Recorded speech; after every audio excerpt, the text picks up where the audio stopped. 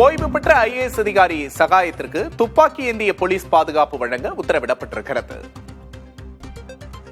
ஓய்வு பெற்ற ஐஏஎஸ் அதிகாரி சகாயத்திற்கு துப்பாக்கி ஏந்திய போலீஸ் பாதுகாப்பு வழங்க சென்னை உயர்நீதிமன்றம் உத்தரவிட்டிருக்கிறது.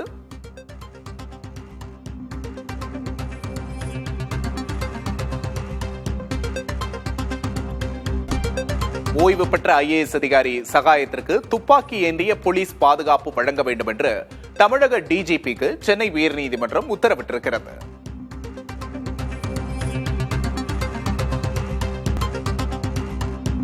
ஐஏஎஸ் அதிகாரி சகாயத்திற்கு போலீஸ் பாதுகாப்பு வழங்க தமிழக டிஜிபிக்கு சென்னை உயர்நீதிமன்றம் உத்தரவிட்டிருக்கிறது. ஓய்வு பெற்ற ஐஏஎஸ் அதிகாரி சகாயத்திற்கு போலீஸ் பாதுகாப்பு வழங்க உத்தரவிடப்பட்டிருக்கிறது.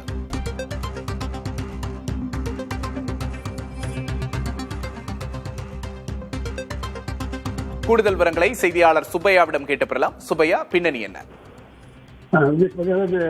ஐஏஎஸ் அதிகாரி சகாயம் ஏற்க விருப்ப ஓய்வு பெற்றிருந்தார்.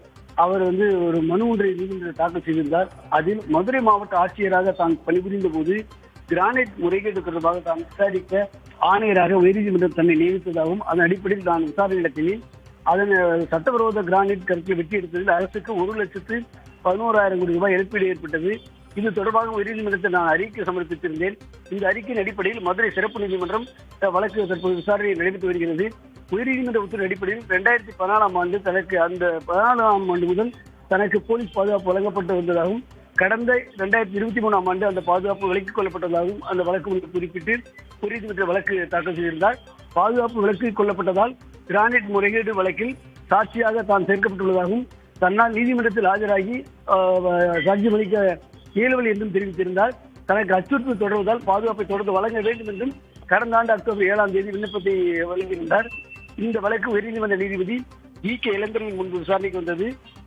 அப்போது சகாயம் தரப்பில் எந்தவிதமான முன்னறிவிப்புமின்றி தனக்கு வழங்கப்பட்ட காவல்துறை பாதுகாப்பு விலக்கிக் கொள்ளப்பட்டுள்ளதாகவும் எனவே தனக்கு மீண்டும் பாதுகாப்பு வழங்க வேண்டும் என்று வாதிடப்பட்டது. தமிழக அரசு தரப்பில் பாதுகாப்பு வழங்க கோரி மனுதாரர் அளித்த மனு தற்போது மறு ஆய்வுக்குழு பரிசீலனை இருப்பதாக தெரிவிக்கப்பட்டது. இருதரப்பு வாதங்களை கேட்ட நீதிபதி கிரானைட் முறைகேடு தொடர்பான வழக்குகளில் சாட்சியம் அளிப்பதற்காக செல்லும் ஓய்வு பெற்ற ஐஏஎஸ் அதிகாரியான சகாயத்திற்கு குறைந்தது ஒரு துப்பாக்கி ஏந்திய காவலுடன் பாதுகாப்பு வழங்க வேண்டும் என்று டிஜிபிக்கு உத்தரவிட்டார். அது மட்டுமல்லாமல் மனுதாரர் கோரிக்கையை ஏற்று அதை பரிசீலித்து உரிய பாதுகாப்பு வழங்குவது குறித்து உரிய உத்தரவு பிறப்பிக்க வேண்டும் என்று மறு ஆய்வுக்குழுக்கு உத்தரவிட்டுள்ளார். விவரங்களுக்கு நன்றி சுப்பையா.